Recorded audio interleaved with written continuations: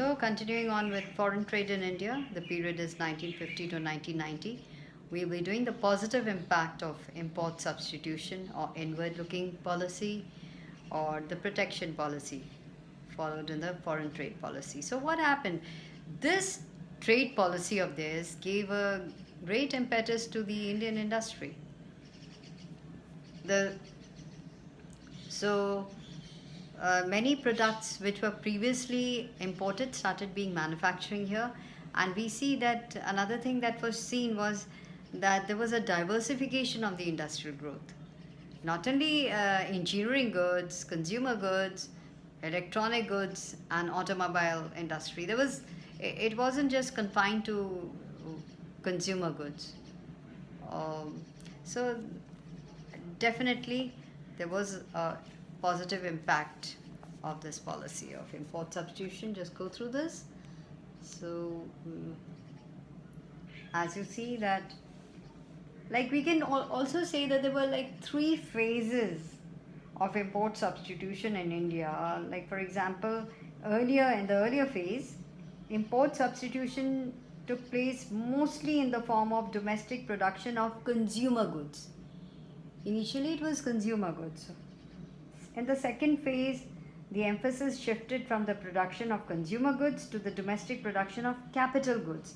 So there was a change in the aim. And in the third phase, emphasis was placed on reducing the dependence on imported technology and thereby encouraging the use of indigenous techniques. So that was also found. So so it was good. Like, we did see, we did discuss this also initially when we were doing industrial growth during this period, that the industrial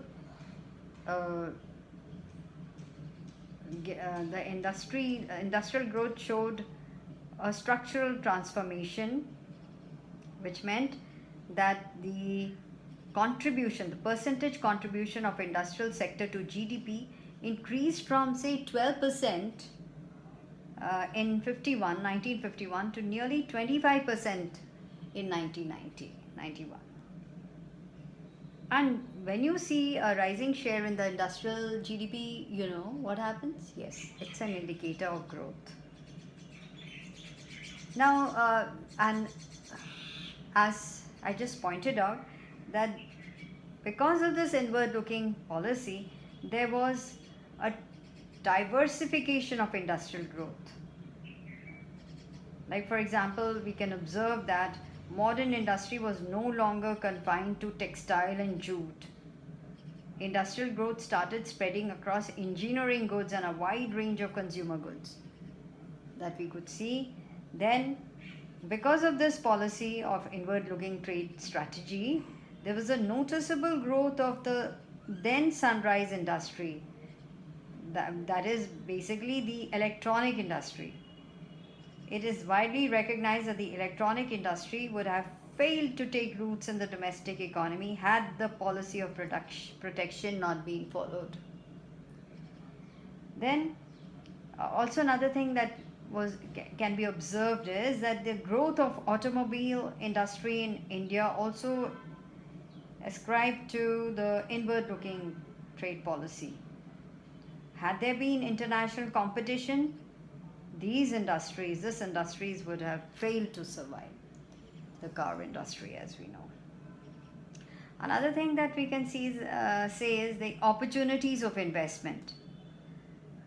That means protection given to the small scale industry opened new opportunities of investment for those who did not have much capital. That also was there. I haven't written down this point, but yes, small scale industries got a great boost during this period. So, and this way we were able to use the potential resources, the latent resources in the country. Otherwise, these resources would have remained idle, they won't have been used. So these new investment opportunities showed the way for new opportunities for self-employment. So the planning objective of growth with equity was fulfilled by this.